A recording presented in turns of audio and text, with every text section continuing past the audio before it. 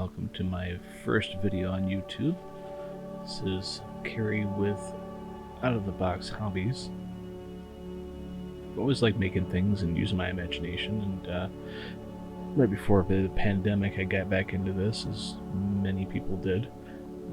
Started going to shows and things, which I hadn't realized were a thing back when I was a kid.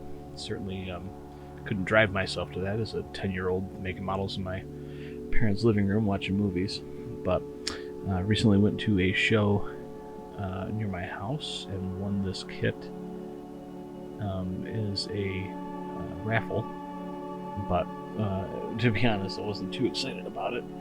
It was already started. It had a label on it. It was like $2 or something like that, and it wasn't started very nicely either, so there was a little bit of cleanup to be done and that sort of thing. But I figured that would be the best kit to start with for this channel, because I kind of want this channel to be about giving permission to people that aren't sure about trying something different. And I do make models to put things on the shelf and to make them look nice and this sort of thing, but ultimately it's about what you want to see and what you're going to live with on that shelf. And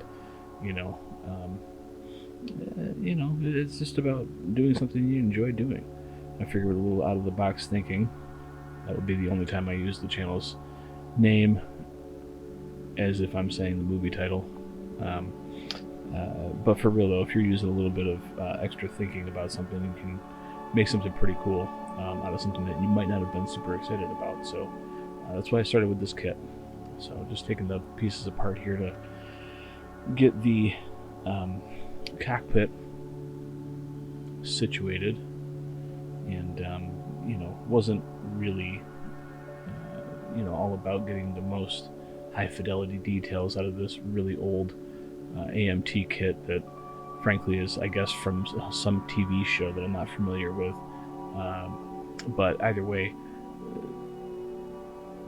the idea was to get this put together as quickly as possible so we can get something kind of neat up on the shelf. So that's the idea. So I really only use Tamiya extra thin quick setting glue because one, I'm impatient, and two, it probably has the best adhesion to the plastic that I've found.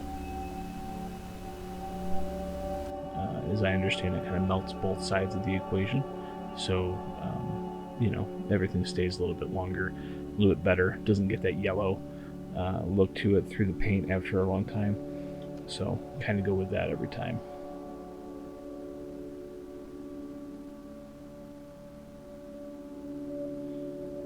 I do plan on having this be a closed canopy, so the fidelity on the inside of the cockpit is pretty unimportant to me.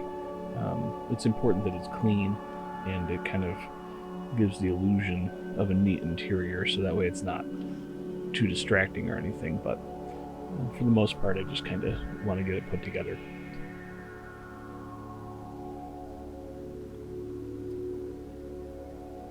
Yeah, like I said, this is an older AMT kit, and there's a lot of cleanup required to get things to fit correctly. A lot of flash on the sprues, and some pieces are not lined up 100% correctly. Some things sit proud and that sort of thing. Going through and clipping through the rotors and get all those off. And I like to do things kind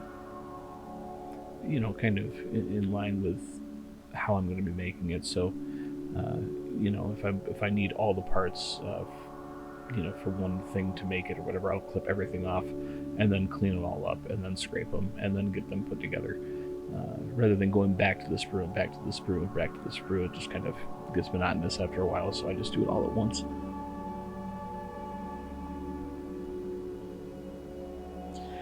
I can start to feel, I know this is real fast here, but I really can start to feel that this is this plastic is showing its age, as this kit is from the, I want to say, late 80s, early 90s, and the plastic is a little brittle, and I probably should be a little more careful with it, but I wasn't. So that happened. Wasn't super excited about that.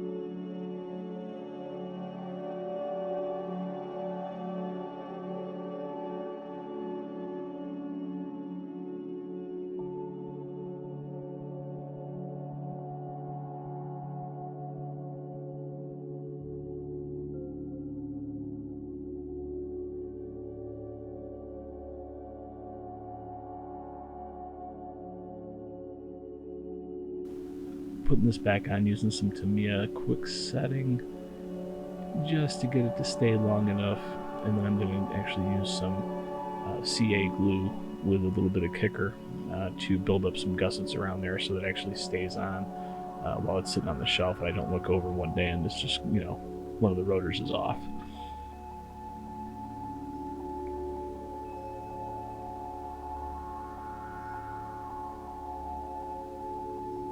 This kicker from Bob Smith Industries is fantastic. This extreme power stuff I get from, I think I get it from Hobby Lobby.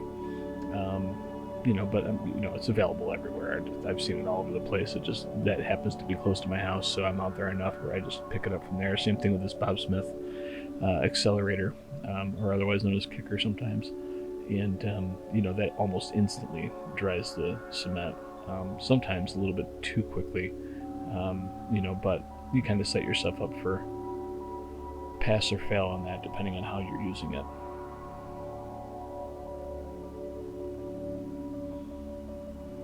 Get the rotor to be nice and secure, and trying to let it sit so that it cures the correct way, because the kicker does do a pretty quick job of it, but every now and then though you'll look back at the piece and be like, oh, I guess I wasn't all the way set then, I suppose.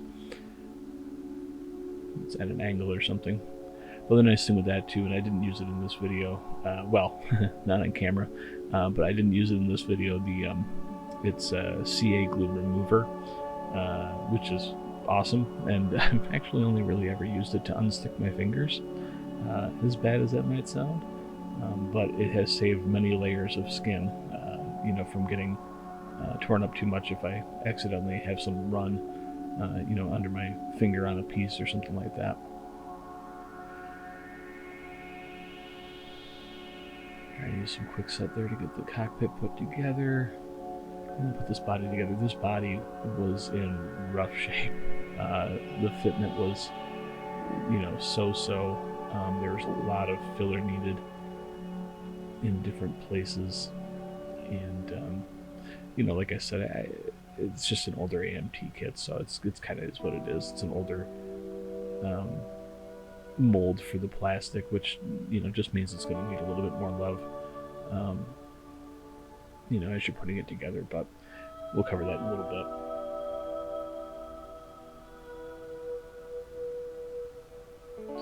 These little pink clips, I think they sell them like 6 or 8 packs or something like that, and I got them from the Dollar Tree, so which used to be obviously $1, and now it's $1.25 for most things, but hey, you know, a bunch of little clips for $1.25, and if you wear them out, just go get some more.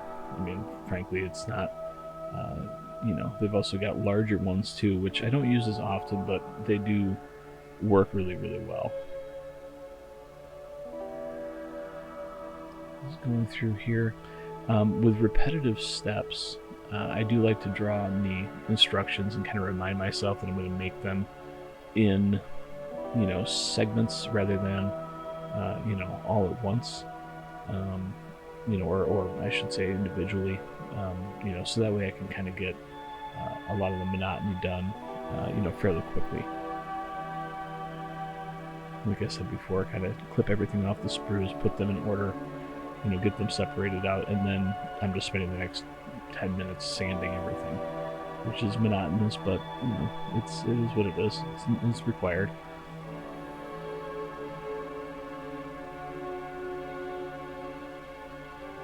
I do remember from making models as a kid that, you know, my dad would be like, hey, you should really sand those pieces down, and I'm like, bah, you don't have to do that. You gotta do that for, nobody cares about that. And then, you know, I'd be surprised when a chassis doesn't fit underneath the car correctly, or when the engine doesn't go into the engine compartment correctly, or I don't know, the hood doesn't shut or something like that. And I'm like, oh, this kit's junk, yeah. Well, no, I'm just impatient and really should pay attention to it. That having been said, it's funny, these little sanding sticks go a long way to do pretty good job. Yes, you can buy sanding sticks, but I mean, when I got back into this, I was just using, the actually I was using the metal nail files. I just had one in the bathroom, and I was like, oh, I'll just use this for now. And then I went to, again, the Dollar Tree and got a 5 or 6 pack of, cuticle nail files, and I've been using those for a long time.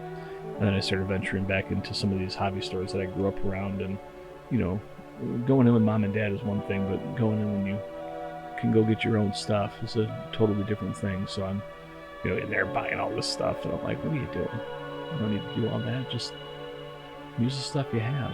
But you do tend to come across a tool or two here and there that really is helpful.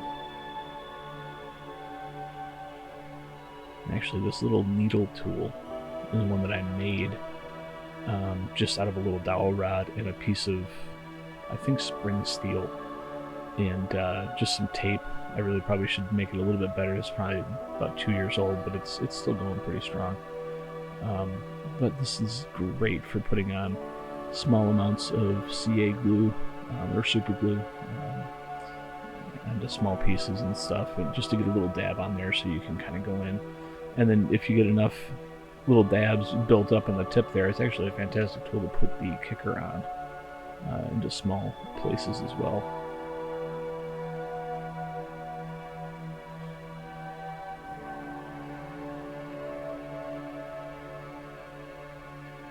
Lots of sanding. It's constant sanding. That's the one thing I totally forgot when I got back into this. I was like, oh my gosh, the amount of sanding is just crazy.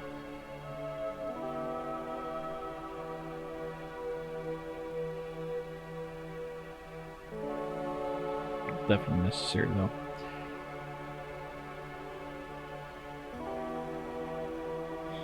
I built these things in 2 different little sub-assemblies. There's like 4 rockets, and there's 2 on the bottom and 2 on the top, and then there's the connector piece that goes to the wing. And I tried to build them kind of apart. The 2 on the bottom with the rack, and then the 2 on the top with the rack and the attachment to the wing. I just figured that way it's a little bit easier to paint them and make sure that they get a good coat of paint on there later on. And frankly, the other reason too is that I wasn't really sure how or what I was going to do with this. So the last thing I wanted to do was fully assemble them and then have to break them apart or something like that. Next up was the rocket tubes.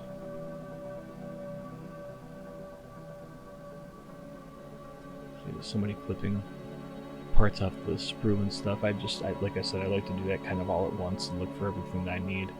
And then I tend to clean up the sprues afterwards, because there's nothing worse than having a sprue that is or a tree or whatever you want to call them, that is 8 inches by 10 inches, and you're looking for a handle or something, and it's so tiny on this giant sprue. So when I do cut enough pieces off of them, I usually cut them way down, just to make it so that it's manageable later on trying to find little pieces.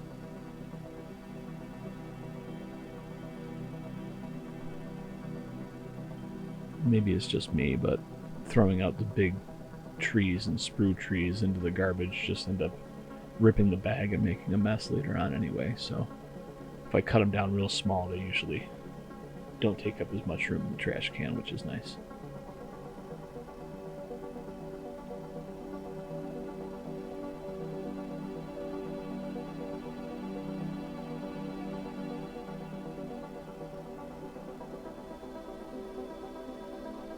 So much flash on these old AMT kits.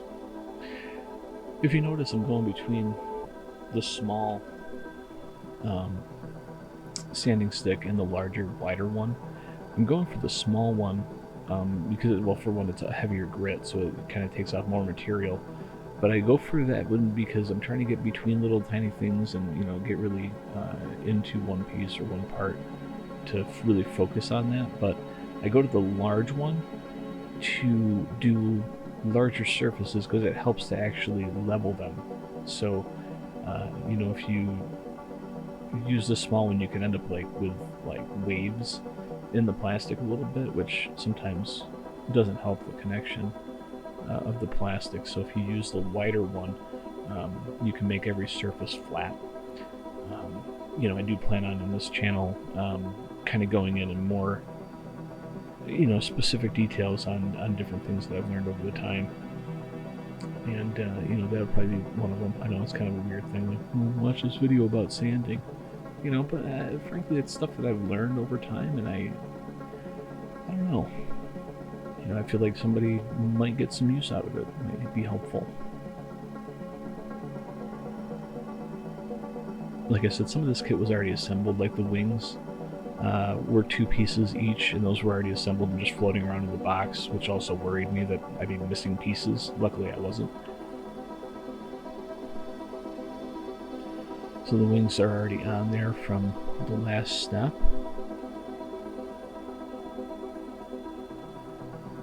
Trying to get these little steps and handles on there with these tweezers. I'm terrible at using tweezers. You're going to see that over the next several videos is my constant struggle with you know, figuring out the use of tweezers.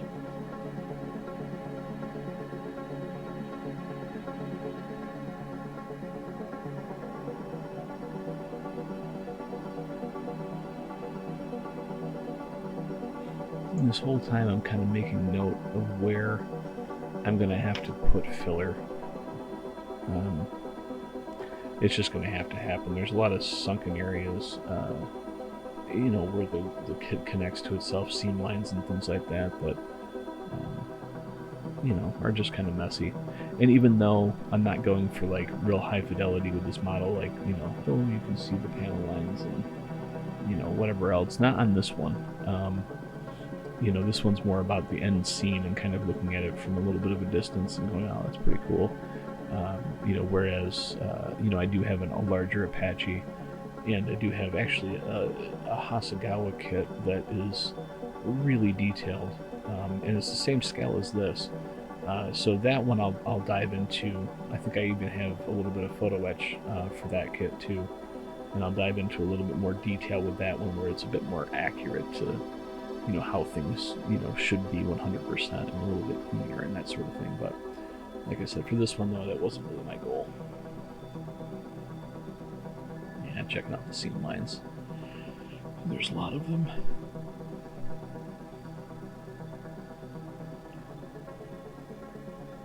But not too bad though. They're all in the kind of the normal space, and I'm so impatient I couldn't wait to, you know, try the rotors on and stuff. And I'm glad I did, because that tail rotor wasn't actually fitting in that hole, and it would have been a shame to figure that out after I painted. So I tried to sand it down a little bit to get it to fit. Like I said, using more aggressive, smaller sander. Got it to fit in the hole there, and it was way too proud. It was sticking out really far. So I ended up cutting the rotor peg down. Realized I was missing a piece, so I put that in a little, I'm not sure what it's called, I'm sure somebody knows what it's called, it's like a little antenna piece that sticks up out of the top of the rotor assembly there.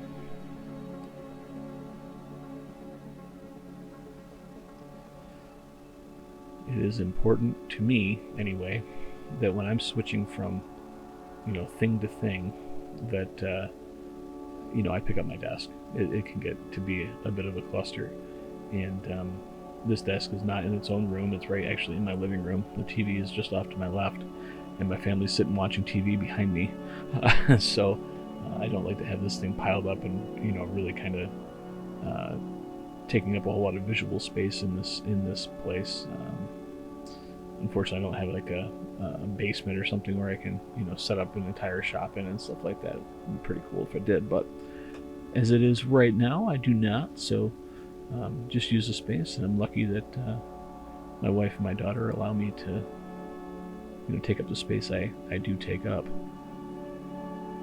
Yeah, so trying to scrape down some of these really proud seams.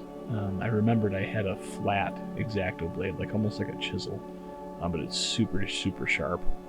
And I just remembered I had it in that box. I haven't used it in a long time, but I was like, you know what, this is perfect to get between.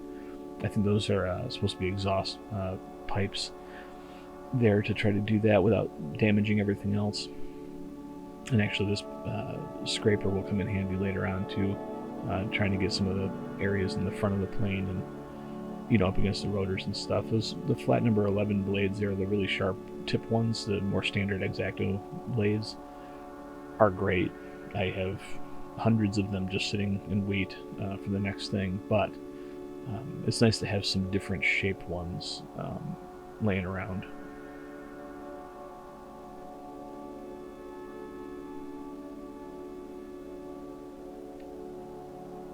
Part of the drudgery of model making is getting the seams to sit nicely so that way when you go to paint it, it doesn't have this giant crease down the center of the thing that you're making. Even if you're not trying to go super highly detailed, you still want to have some sort of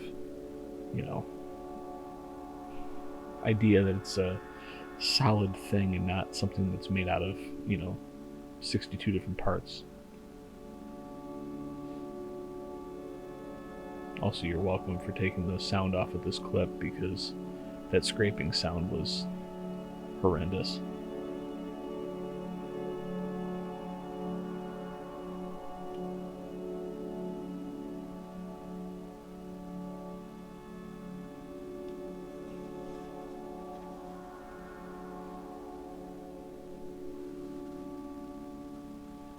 I did start to notice that the gun plate underneath the cockpit was sitting way up.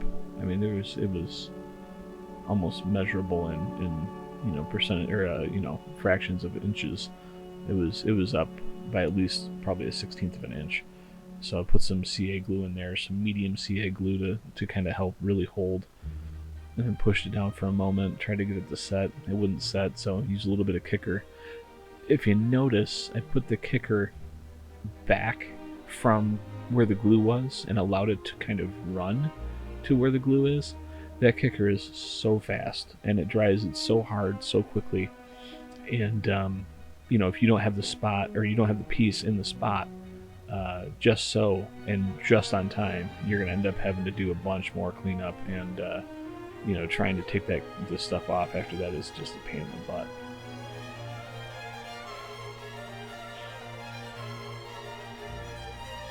Prior to finding AK's filler, I really didn't like using Tamiya's filler putty that they have. It smells, for one, and like I said, my workspace is in my living room. I really try not to use things that are really cloyingly smelly or anything like that, so that one's really smelly. I do use it occasionally, but this AK stuff is super not smelly, and it actually dries really quickly, whereas the Tamiya stuff does take quite a bit longer to dry, and I feel like that kind of goops up a little bit. This filler from AK is fantastic, actually, so I've been using that almost exclusively. I do need to get some more actually soon, because I know that one of the next couple projects I'll be doing is quite I'm going to need some filler, so.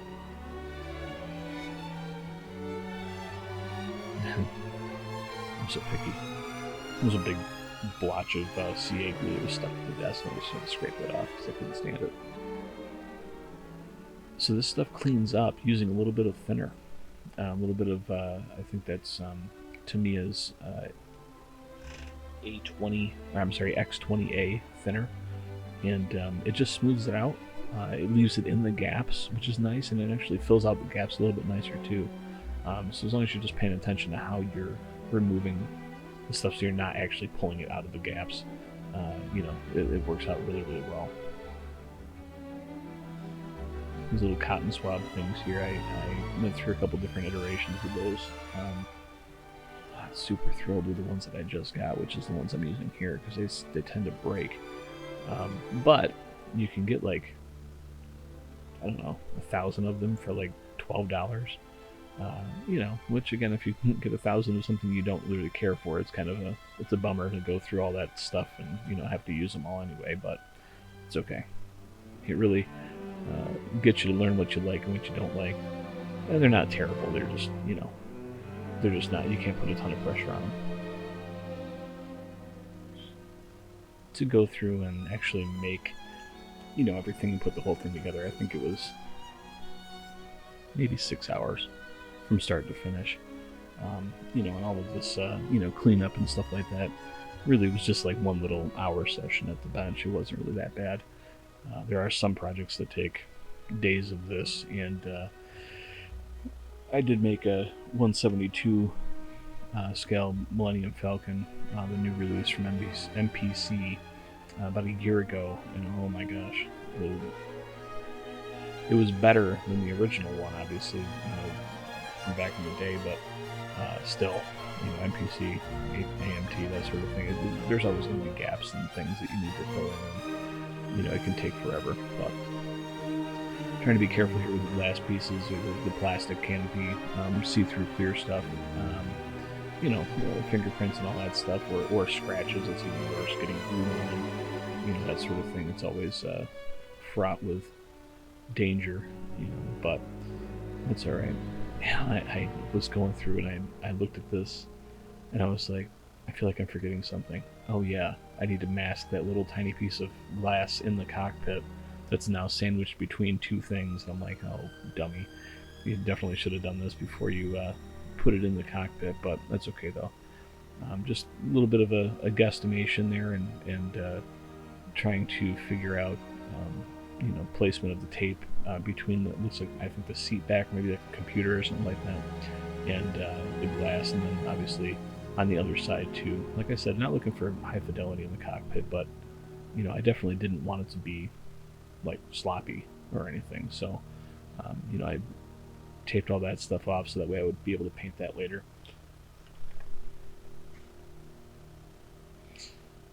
I really like this Tamiya masking tape. I don't know. I looked at it for so many times, you know, in the model shop, and it's one of those things, like I said again, with like the sanding sticks. You go to the model shop and you're like, oh, it's tape. Why is tape $5? But then you use it and you're like, oh, I know why it's $5 now, because it works really, really well. I almost exclusively only use that blue tape to the right there, the painter's tape that you'd use, you get from any, you know, hardware store, but it leaves a residue on it. It definitely tends to pull up paint sometimes. It's a little too sticky, whereas this Tamiya stuff is fantastic. Also, you can see through it, so I use the light quite often to be able to see through the tape and be able to cut on the lines. I have not yet used, you know, the funds to go and buy masking sets. I'm not saying they're not worth it. I just haven't got to that point yet where I'm like, well, I really need that for this or this. That having been said, I do have one for 148 Avro Lancaster from Tamiya that I do plan on using the kit for that. I think also my P38 Lightning from Tamiya, I believe, comes with a masking set for the windows as well, which I will use, but I'm not sure that I would go out and buy one. Just, you know, for one, frankly, it's kind of cathartic, meditative, I suppose, going through and taping off the window and, you know, being tedious about it. It's kind of nice to slow down to do that part. I've got a couple of these little stands. The clips, it's funny because the clips, I bought the first set of the clips with the stand, and yeah, which is fine. It was right there at the hobby store, and you know, I don't think they came together, but you know, one was like $6, the other one was like another $6 or something like that. It was not a big deal. But later, I found on Amazon a bunch. I think it was like a 50 pack, or maybe it was a 100 pack of metal alligator clips that had like a braided metal stand on it, like a little stick. And I've been using those ever since. It was fantastic to get so many of them, that you can just put everything on one of them, and you could have a huge ordeal. You could be doing a Gundam kit or doing a big rig kit and have 50-60 pieces just kind of ready to paint, which is just awesome to be able to do like an assembly line like that. I feel like it's so much more convenient for timing and that sort of thing. So just using some Vallejo black primer here. I do like gray primer, but black primer just, it takes highlights so much better. And for this one I was going with a darker green color to finalize the whole thing, so I just wanted to go with something that was going to give a good contrast under the paint. Use a little cocktail spike there, blanking on the word, the toothpick, there we go, to hold the model kit upside down so I could actually do that without getting fingerprints all over it. And yeah, just trying to cover as much as I can with the black and make sure it's got really good coverage. It helps also that it levels it out a little bit, fills in some of the seams. You can kind of see here when I'm spinning it around that filler really did a good job on most of it. A couple little spots, but like I said, I'm not looking for 100% perfection on this one. So this is a trick. I've only been airbrushing for about maybe like a year and a half.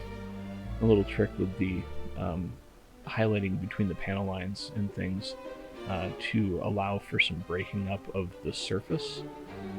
I was hesitant at first to even try something like this, just because well, for one, I'm fairly new to airbrushing, and it takes a little bit more control than what I currently have. But it is actually pretty awesome when you put the next level of paint on, and you start to see that contrast coming through. It's pretty neat. I probably should have thinned down the paint a little bit better. But like I said in the very beginning, this is a permission tool. You don't have to be perfect on this stuff. I love watching the videos on some of these channels where these guys are making just amazing vehicles and amazing cars, and they put such great effort into like the undercarriage of a car and putting in bolts and rivets, and I don't do that. If it's really necessary, I'll do it, but I think I've only done it once, where I was that careful to provide that level of detail. I have a full-time job. I've got, a wife and a daughter, and, we like to go do stuff, and, and obviously I'm working. So, like, I don't have the patience or the bandwidth to take 4 months, 5 months to do a single car kit. I'll build probably, I don't know, 10 to 20 models a year, and they all come out pretty decent. I do okay at shows and things, and which is just fine. It's not necessarily what I'm doing this for, but at the same time, it's nice to have the recognition when you do a good job on something. I recently found in my workshop, I do some woodworking and things outside my shed. I found a little box of these, I use them for stain and stuff like that. They're like the little wooden handle foam brushes. Found a box of those out there that frankly I wasn't probably going to ever use. They were kind of beat up and stuff and kind of falling apart, so I was like, I'm going to bring these inside. I tore them off the handles, used the handles for something else, and these are fantastic for kind of stuffing into a cockpit, or maybe into a wheel well of a car or something like that, or in the portholes of a tank or something, so that way you can paint without getting a bunch of paint into your kit where you don't want it to be.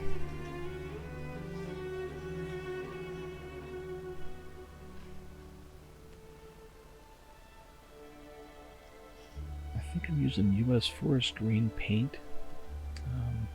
I think that's one of the things here is I'm learning with this channel and doing videos and stuff, is that you know, I can paint and I can build and all that stuff pretty well, and I'm okay filming and taking pictures pretty well, but doing them together, yeah.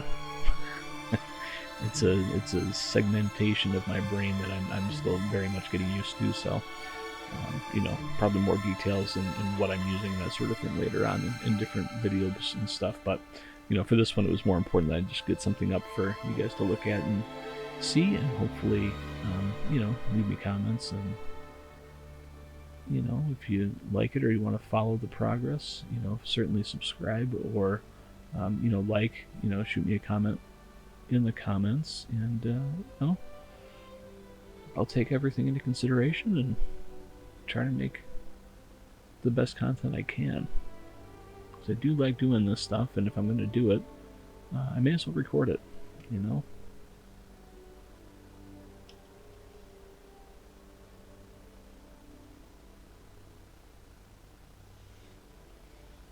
Yeah, I realize here that I did all that kind of spectral highlighting on the rotor blades, and I'm like, I'm gonna paint them black.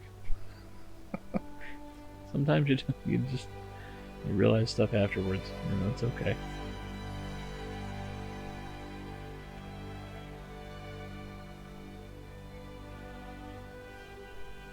Yeah.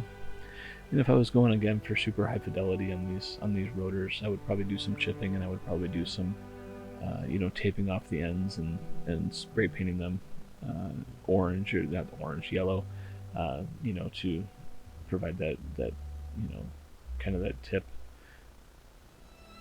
that they require. Going in here with a little bit of chrome from Tamiya, just to set a backing tone for eventually getting over to the red and the green and some bronze, you know, for the different, I'm not sure what it's called, the camera system in the front of the Apache, I guess the tracking system for the weapons, you know, trying to catch the chrome. And painting my brush, man, I will say that since I've been doing the airbrushing, that, you know, frankly, you know, I love airbrushing. I don't know why it took me so long to get to it. I guess I was just nervous that I wasn't going to be able to, you know, the learning curve would be too high or something like that. It really wasn't. The biggest learning curve for me was actually not sketching with the airbrush. And what I mean by that is rapid motions back and forth when you're airbrushing, because I would constantly spill paint right out of the top of the thing, or it would come out of the cap, or it would just, you know, it would make the airbrush sputter or whatever. And so it's just a little bit different feel. You can't really draw with an airbrush. It's a different thing. But I learned, sort of, usually I learned, and you know, try to apply what I've learned to future things. Doing a little bit of dry brushing here on the rotors, just to bring out some detail that was lost in the airbrushing. And like I said, not going for super high fidelity here. It's just more of, you know, catching some detail that might have got lost within the different paint levels and layers.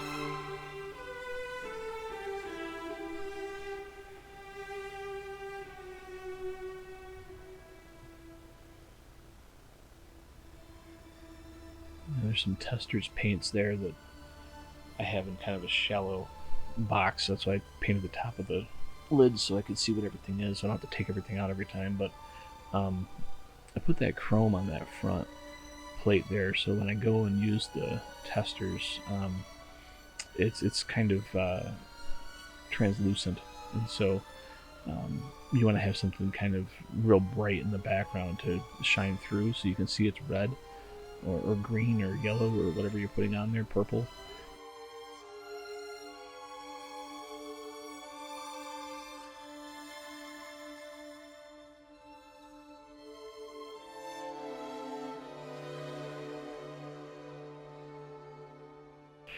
Using some toothpicks for it.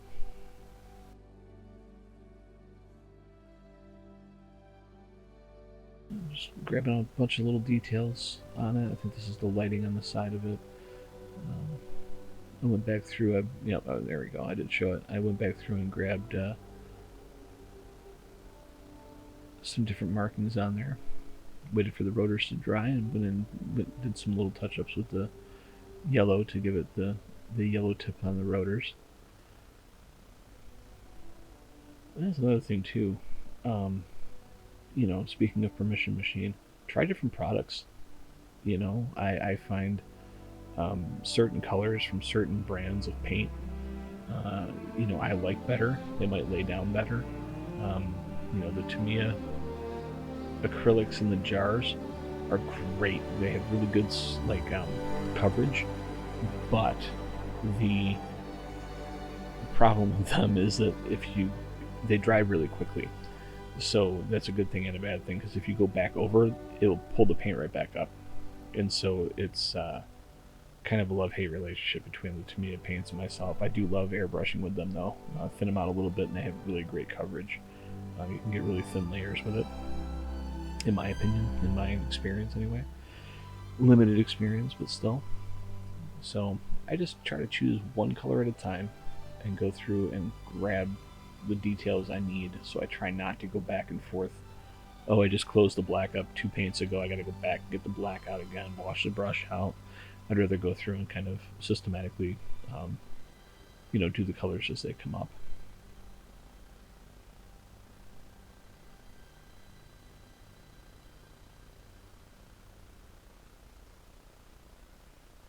Trying to catch any details I can that would help give the final build a little more contrast.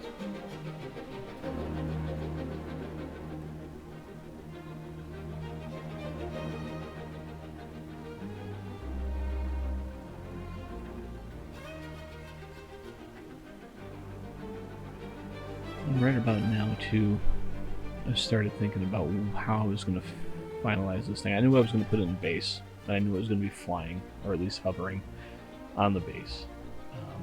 I didn't necessarily know what the base was going to look like, or what it was going to be made out of, or if there's going to be any story to tell on the base or not. But I was trying to think about that through this part here. And like I said, the painting process is kind of meditative for me. So I'll go through and be thinking about other things while I'm trying to paint in the lines, so to speak. And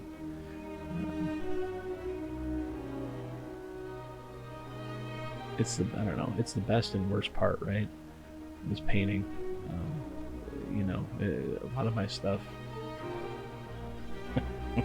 ends up sitting in a box in primer, to be honest. So this is kind of, this channel is also helping me, stay on task and get projects done, because I'm pretty sure you guys would not consider watching it if I was like, oh, this is my, I don't know, whatever, P38 Lightning, and then I do like a video and then you don't see it for a year and a half because it sits in the box in primer. One of my friends said the channel's name should be Better in Primer, A Procrastinator's Guide to Modeling, and I think that's hysterical, but I'm not sure that would help me actually finish a project, so I went with something a little bit different. But see that highlighting there? The clear really brings out some of that swooshing that I did with the white on the black primer, and it really kind of brings out a tonality to it that's pretty neat. Giving it some clear coating, and here's kind of where it all goes wrong. This situation actually helped me understand what I was going to do for a base. These old decals, I'm terrible with these old decals, man. I'll build the model without any decals if I come across these, and sometimes the decals will make me stop. So I've been really careful to look at those prior to starting a kit. This one, I kind of did, it kind of didn't. Those decals literally disintegrated. I put them on the model, tried to move them around a little bit, and they just crumbled. Like I said, they've been in the box for, I don't know, probably 20 years. So it is what it is. Like I said, not looking for super high fidelity, although I would have probably preferred to have something on there. But they're also so small that I can't use my Cricut. I have a Cricut maker sitting right above the work desk, and I can fire the Cricut up and make some frisket film, decal stencils, but these were so darn small that I don't think that would have yielded the results, and this kit wasn't detailed enough for me to go and rob them from the Hasegawa kit that I have that I'm actually excited to build at some point. So I just kind of went with it and said, okay, that's okay. This would be kind of TV show-esque, and not all the time that they have markings on this stuff. It's all good. Using a little CA glue here and took all the masking off of there. It's like a little Christmas morning. I actually went to put this on before, and if you were watching just a moment ago, you see me scraping off, I think, the targeting system from the inside of the cockpit. The thing just would not go on, and I was like, you know what, you're never going to see this. I just clipped it off, covered it with a little bit of black so that you definitely didn't see it, and just went ahead and just put the glass over the top of it. Not a big deal. Again, if I was making this kit to be like, this is exactly what an Apache looks like, this is exactly how they function, look at all these buttons and all these things, I would never have done that. That having been said, that's not what the purpose of this build was. So again, that's the permission machine that I'm trying to think of, and to turn a phrase from another YouTuber or another famous content provider. This permission machine aspect of things is to say, look, it's at the end of the day, that model kit is not going to be something that you grab if your house is on fire, right? You're not grabbing the model kit. Okay, it's really just plastic. So, do with it what you feel comfortable with. Somebody's skin is crawling somewhere, but that's just my philosophy on it. So this mixture is Mod Podge. I typically go with matte Mod Podge because I don't want a gloss finish. It doesn't help the paint bite. And I also use this kind of cheap apple barrel, whatever that craft paint is from Walmart, just cheap black paint, and it's like a 80-20 mixture, so 80% Mod Podge to 20% paint. I'll end up having to use a brush upside down in the little squeeze bottle there to try to mix it up some, and then I'll shake it for a good 3 or 4 minutes, and it just gives me a really good solid layer of protection between kind of a porous surface with that plaster rock and the wood especially. The last thing I want to do is waste a bunch of expensive painting over and over and over and over again onto a surface that is just soaking up in paint. So while that dries, I have to look for something to hold this thing up with. This box of different scraps and different things here. I found these rods and I was like, oh, I thought these were out in my shop. I guess they're not. And these were not what I thought they were. These were actually a rather not expensive, but fairly expensive purchase for what it is.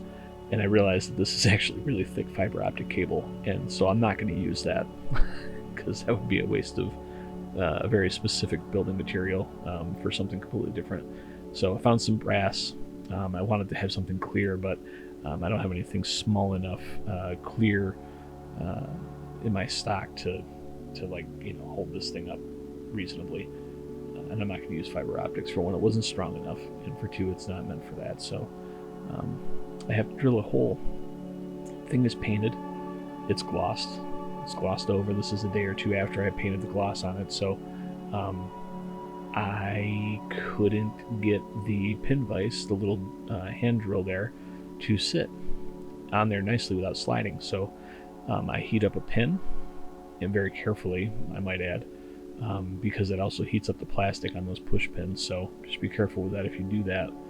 And heat up a pin, push it through the plastic to create a pilot hole, and then I use a small drill bit that's smaller than what I actually need, and I do the larger one, which is what I need to be able to get the rod in there, and that does it super clean every time. It's so much nicer to use heat on plastic, punch a hole through and then go through and drill. Nothing worse than, you know, going to drill through your finished model kit.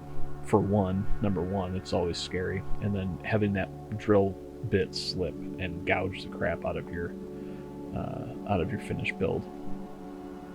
These brass rods are nice. They're pretty much any hardware store or at any Hobby Lobby sort of place. Hobby stores have them all over the place, and they just kind of cut. You score them, and then you can just break them off, which is nice. If you want a really finished end, you can use a metal sanding, a metal file, to get them to be flat. Alright, so the one I just cut a moment ago there was for the base, and these are for what I'm doing with the model, which is firing a couple of those rockets. I thought this would be really fun to have this on the shelf, and I like having movement in my displays on my shelf. There's a bunch. I want to do a video shortly of some of my finished kits that I don't have video coverage of. So you tell me if that's something that you guys are interested in seeing. Is it would be still images, and I would do some commentary on it to say, this is what I did and this is how I did it. Maybe I'll interject some current video of some of the materials I was using, so that way you can see what they are. But I really never recorded my stuff, and I'm terrible about taking pictures of them going along because I'm not thinking about that. So this is a whole new experience for me, is kind of doing a video log of my progress.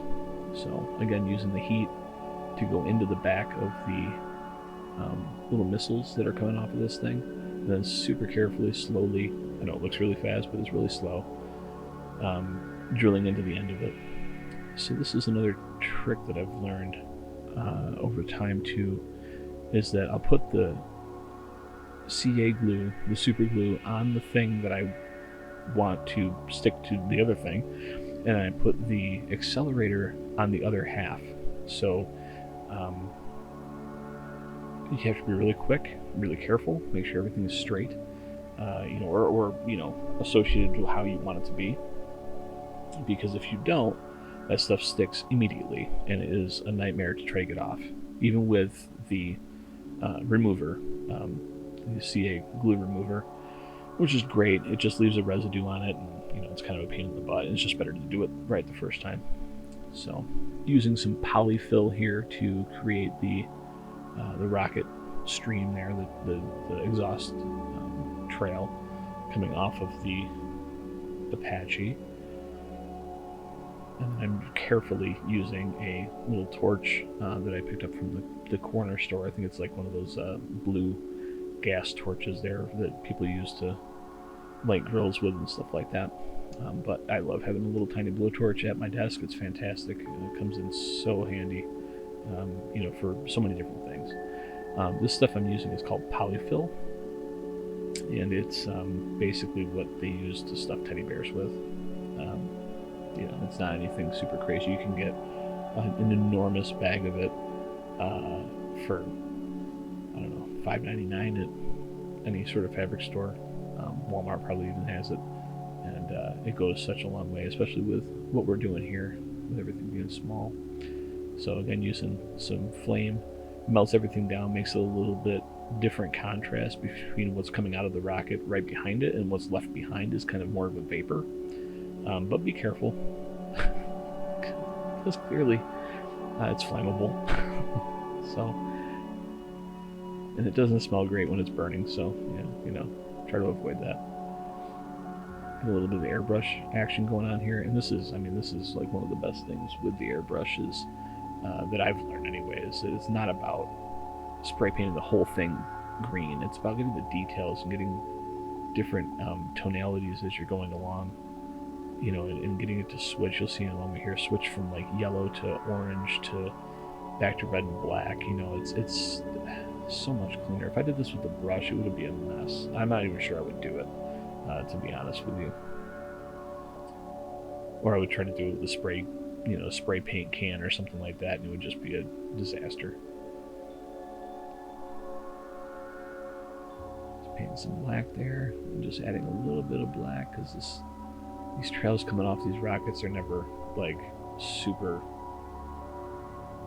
you know, flame looking or anything. You know, they're usually, you know, got a bunch of exhaust dust all over it. Also, I realized that the flame coming off of the back of these is quite exaggerated here, but like I said, this kit is from a TV show, and explosions and things in real life versus TV are obviously night and day. You know, they're much more exaggerated for TV, so that's what I did here. I wanted to make sure that it was kind of like, oh, that's cool. That's exactly what, like, you know, 12-year-old me would love to see. And so a lot of times it's who I'm building for, is 12-year-old me. But some CA glue on the model kit itself, and then I put some of the kicker on the stem of the rockets coming off of there. So that way when they touch, it's almost instantaneous. Which is great, because I'm holding these pieces together and up in the air and stuff, and it's always, you know, a little precarious. Even though it's painted black and it's painted with the black paint, you know, with the glue, I still do a primer over the top of it, because the primer is going to allow the paint that I'm going to put on there to bite into the primer. The Mod Podge, sometimes, you know, you'll catch a spot where it's, you know, I don't know, 80% Mod Podge and 20% paint, and then you'll catch another spot that's 20% Mod Podge and 80% paint, and it just evens the surface out. I just did, I want to say this is a Tamiya desert sand, and if you tell there, I actually did a black wash on the rock, and I didn't film it, but it was just I think it was Nuln oil from Citadel, and I just put a little bit on there and just brushed it up over the top just to get a little bit more of those details that were sunk down in. Painted the whole base black, again using that, you know, inexpensive black paint that I used with the Mod Podge, just to give a little bit more contrast. I attached the rock, drilled a hole down through, put some CA glue on there, and pushed it on through to the bottom of the base. I tried to go all the way through the plaster into the wood just to have it set a little bit better.